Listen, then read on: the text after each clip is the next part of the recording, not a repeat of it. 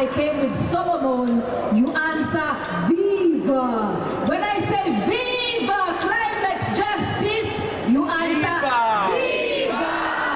Viva climate justice, Viva. Viva climate justice, Viva. Viva Fridays for future münchen, Viva. Viva Friday for future münchen, Viva. Viva climate justice, Viva. My name is Stella Nyanzi. I am a Ugandan. I'm a holder of the scholarship from Writers in Exile, Penn Zentrum Deutschland, and I'm a resident in München. I've been here for 2 years. Today, I am delighted to join peaceful demonstration and to join other citizens all over the world who are actively demanding for climate justice now. Although I am an adult, next year I turn 50 years old. I am honored to join much younger climate justice activists in their 30s, in their 20s, in their teens, because all of us of all ages must challenge power holders by demanding critical changes which are necessary to protect the climate. Climate justice is intergenerational.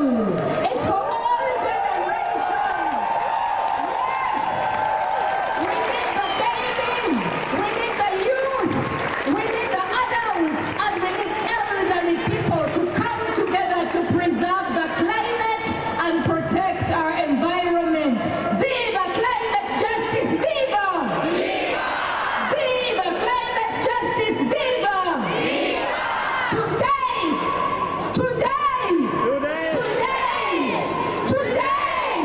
Today, we want to call on all responsible politicians, all good leaders, to implement the actions that are necessary to achieve large-scale systematic changes. What do we want? Large-scale systematic changes. Large-scale systematic changes. Large-scale systematic changes. Large-scale systematic changes. Now, I am an African. Comparatively, Africa emits a small fraction of total global emissions relative to USA or UK or Germany or any of the industrialized nations of Europe. However, my friends, poor people living in different countries in Africa continue to suffer the brunt of natural disasters arising out of drastic climate disasters and environmental degradation. Today, moreover, in Africa, relatively much less investments have been put into clean energy. We want clean energy! We want renewable energy! We want to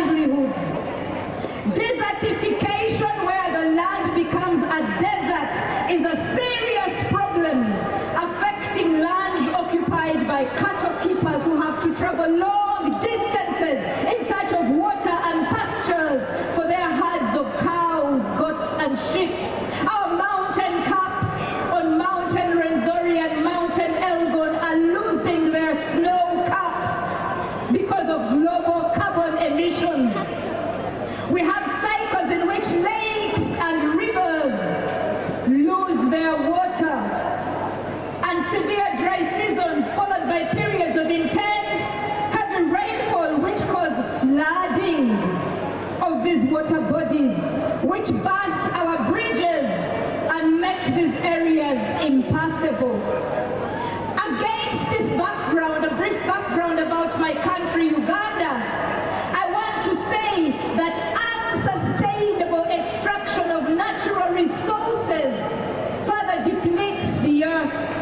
The most recent discovery, drilling and distribution of oil in Uganda has exposed the hypocrisy and duplicity of geopolitical bilateral cooperation, exploitative natural interests of our allies from the Northern Hemisphere, including the United States of America, including the United Kingdom, and including Europe. The European Union lead commercial investors located in the global world, in the corporate world, to pour huge investments into Uganda, leading to mass grabbing of land for private owners, displacements of individuals and communities, loss of livelihoods in order to develop the blossoming oil and gas industry. This leads to injustices against the land, injustices against the climate, injustices against natural resources, and injustices against the people, local inhabitants, and this has led to protests against the East Africa crude pipeline, which we call ECOP. ECOP is responsible for the oil and gas industry in Uganda, and I want to echo the demands of environmental justice and climate justice Africa activists in Uganda who say we want